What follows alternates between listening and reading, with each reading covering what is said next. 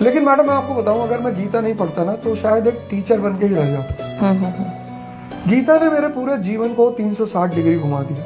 एक एग्जांपल देता हूं। दूसरे अध्याय का जो 63वां श्लोक है वो बताता है क्रोध कैसे पैदा होता है। तो कहता है कि विषय चिंतन मतलब मटेरियल वर्ल्ड के बारे में सोचना। तो जब विषय चिंतन बढ़ता है तो आसक्ति बढ़ती है कि मर्सिडीज आ जाए, रोल्स रॉयस आ जाए। तो जब विषय चिंतन से आसक्ति बढ़ती है तो कामना पैदा होती है, इच्छा। अगर इस कामना में अवरोध पैदा हुआ तो वो क्रोध को जन्म देता है। ओके।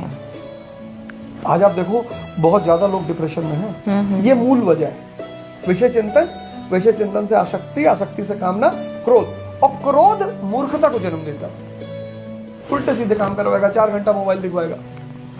मूर्खता स्मृति भ्रम पैदा करती है। मतलब एक गलती आप लगातार करोगे, आप रात में कसम खाओगे कि सुबह उठेंगे और मोबाइल नहीं टच करेंगे, लेकिन आप सुबह उठोगे फिर मोबाइल उठाओगे।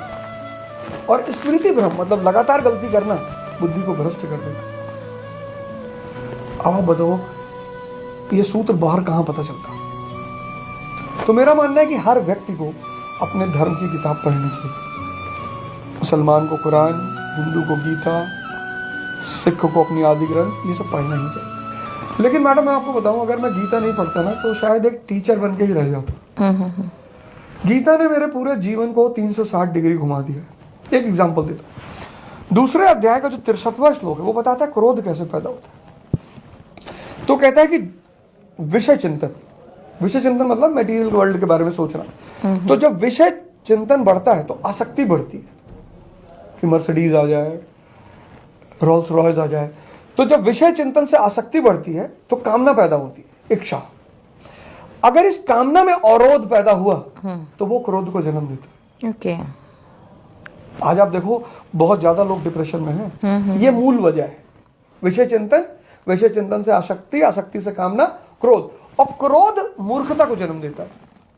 उल्टे सीधे काम करवाएगा, 4 घंटा मोबाइल दिखवाएगा। मूर्खता स्मृति भ्रम पैदा करती है। मतलब एक गलती आप लगातार करोगे, आप रात में कसम खाओगे कि सुबह उठेंगे और मोबाइल नहीं टच करेंगे, लेकिन आप सुबह उठोगे फिर मोबाइल उठाओगे। और स्मृति भ्रम मतलब लगातार गलती करना बुद्धि को भ्रष्ट कर देता है।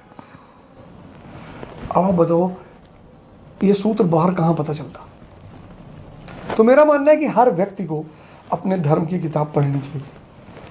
मुसलमान को कुरान, हिंदू को गीता, सिख को अपनी आदि ग्रंथ, ये सब पढ़ना ही चाहिए।